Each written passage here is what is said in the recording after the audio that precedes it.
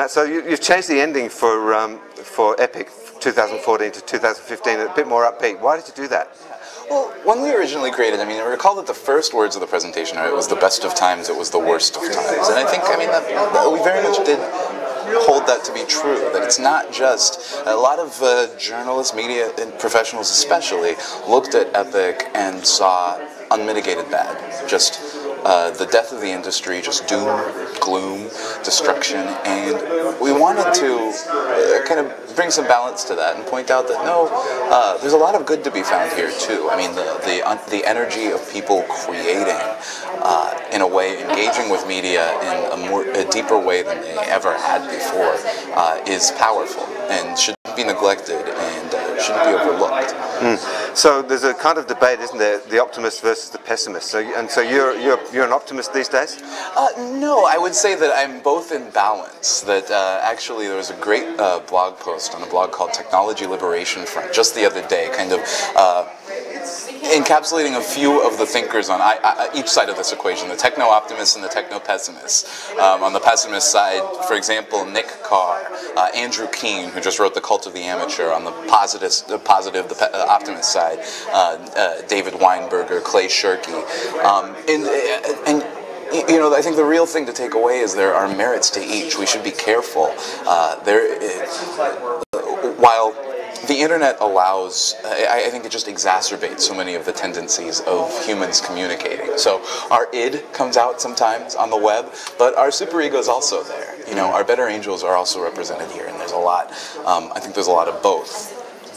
We want to obviously encourage the good and discourage the bad, but I don't think it's an unmixed picture of either. So take us out another 5 years. Take us to 2020. What do you think's the media landscape then? I mean, has Google bought TiVo by that stage?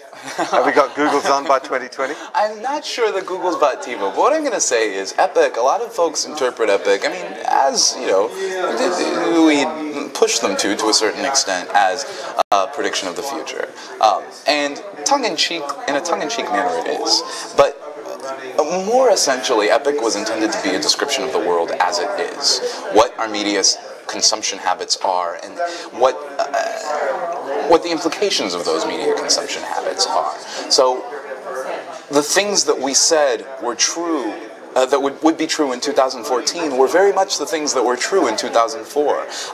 Cheap and easy distribution, cheap and easy production, a culture of remixing, media choice, the mobile revolution. And I think all of these things that were happening in 2004, that are happening in 2008, will still be happening to a greater degree in 2015, 2020.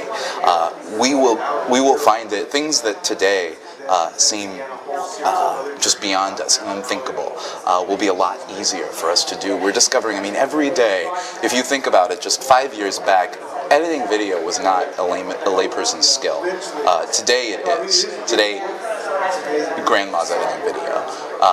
Next 5 years, I mean, I think that trend is only going to continue.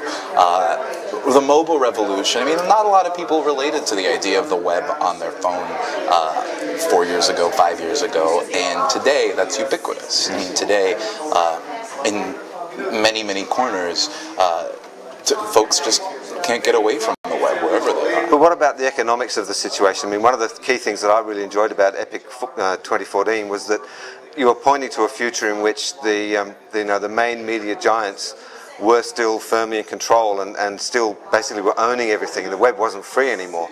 What do you think about the economics of it? And that's one thing that we slightly tried to present also a more balanced picture of in 2015, is that, you know, as much as, in some ways, it's a very curious phenomenon that we've got these giants, these media giants, Google and Amazon and Flickr, Yahoo and what have you, that are sort of built, in many cases, on the backs of these very individual people just expressing themselves. And the geeks making the killer apps. Right. And I think that to a certain extent is going to continue. You're going to have these giant blockbuster companies, but you're also going to have people that just sign up with their web host and start posting a really fun, interesting blog. The economics of it, you know, I can't see that those big companies aren't going to continue to make a lot of money, but there have been several individuals who've broken through. There are many more bloggers today that are making a living from their own personal blogs than there were just a few years ago. And I think that trend is going to happen too. I think we're reaching a point where, just to bring it down to the level of the professional who's making media, or the amateur who's making media, and how they're going to support themselves and the economics of that situation, I think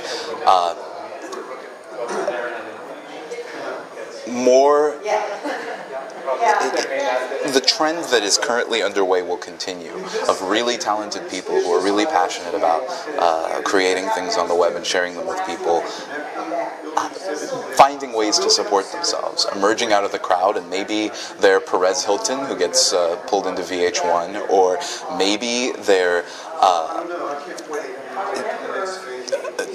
TMZ.com, maybe they're a MySpace, a singer on MySpace like Marie Digby, who's just performing with a guitar in front of her camera and next day has a record contract.